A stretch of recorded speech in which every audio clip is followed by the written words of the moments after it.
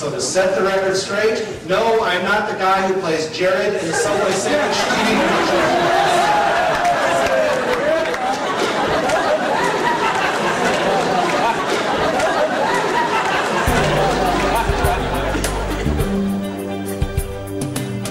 Jeff Beals is a professional speaker and international award-winning author of Self-Marketing Power, Branding Yourself as a Business of One.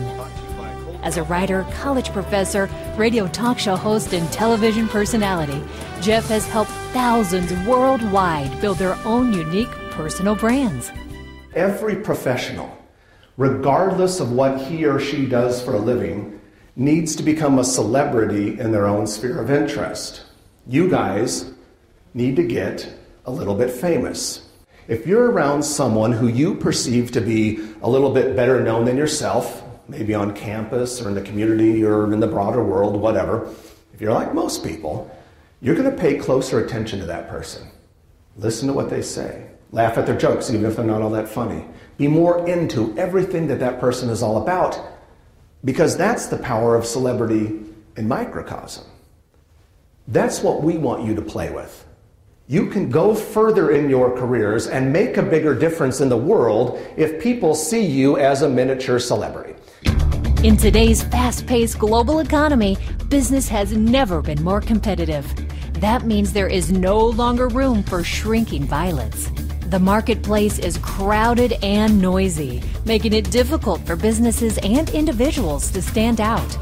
In his Self-Marketing Power presentations, Jeff Beals shows how to cut through the clutter and establish a positive and widely recognized reputation. We have to think like politicians. I said think, not behave like politicians. We don't want to do that. In our lives, as regular professionals who want to take advantage of the art of self-marketing, we have a lot in common. We're in a lifelong series of campaigns, air quotes, trying to get elected to whatever it is that matters to us, and our voters are the people in our sphere of interest. So we are constantly campaigning for something. You have been since the day you started your profession, and you will be for the rest of your career. While always humorous and entertaining, Jeff Beals' presentations deliver a great return on investment. You'll learn how to become an admired celebrity in your own sphere of interest, 3 philosophies on personal branding, how to develop a special area of self-marketing expertise and become a source for news stories, how to get more value from your networking efforts, and 8 rules of self-marketing success. And the first one is kind of obvious if you think about it. It is be a positive thinker. Cynicists and pessimists tend to make lousy self-marketers and personal branders. The good celebrities in their sphere of interest are the sunny side up, curious risk takers. That's what we need to be positive. Every professional needs to have an area of self-marketing expertise. What I'm talking about is something that is related to what you do and who you are, but is fascinating to someone who doesn't do what you do. The third rule is that we always want to be prepared. The better job you do of becoming a celebrity in your own sphere of interest, the more unsolicited opportunities you're going to get. Rule number 4 is the positive sum game. It's the exact opposite of the zero-sum game, which says somebody wins and somebody loses.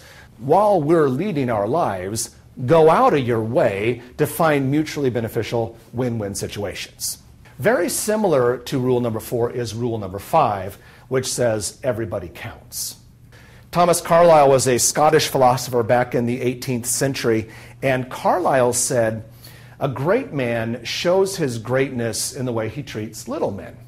The thing is, people who are tiny in their profession today can grow to become monsters at some point in the future.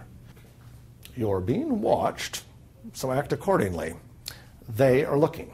And the things you do when you assume no one is watching can be quite devastating to a career. We have to be perpetually professional. We can't let down that guard. We are never caught without our business cards. We always make sure we have our materials, at least in the trunk of our car, so if an opportunity comes up to talk with someone, they're there. Cell phones, how did we ever live without them? I remember I got my first one in 1994. It was about the size of this table over here. And back then it was kind of cool to have one, but now everyone's got two, and they're no big deal. But yet these things cause so much offensiveness and interrupted conversations with clients and meetings. Watch those little things. We have to say what we do in clear, concise language without trying to come off as a little too haughty or anything like that. What do you do? What do you do? So what do you do for a living? What do you do? We all ask that. We all get asked that. Well, sometimes when I'm really lucky, I can ask the question and I'll get an answer back that sounds more or less like this. Well, I engage progressive, forward-thinking Fortune 500 companies that are seeking to shift their paradigm and adopt more of a global platform. I work with them to help find strategic integrated management solutions which really boost their bottom line. I mean, I've traveled around the world. I've never stood on a global platform. I wouldn't recognize an integrated management whatever if it was sitting next to me on the metro. That is garbage language. It makes no sense. And people see through it. Jeff Beals is an experienced speaker who weaves together research, personal experience, and humor. He's a storyteller who engages and motivates audience members, leaving them pondering the topic long after the presentation has ended. I remember back when I was working as a college dean, we had this big job that opened up in our department. And you guys, this was a good job. This had its own office, it had a good salary, a nice title, a lot of responsibility, people who reported to this person. It was a good job. Well, fortunately, we got 100 resumes. 100 resumes. I've never had that many resumes for a job. But we did that day, and there was this one guy among all the 100 who on paper was perfect, ideal. It was almost as if we had written the job description based on his true life story. I couldn't believe it. It was like a dream come true. So then we get to the day of the in-person interviews. Well, this car pulls up into the visitor stall right below my office. A man gets out. He looks to be right about the age I thought this guy was. So for all intents and purposes, I knew it was him.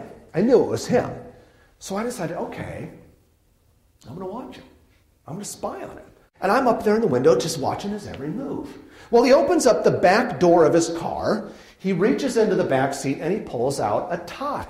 An untied necktie.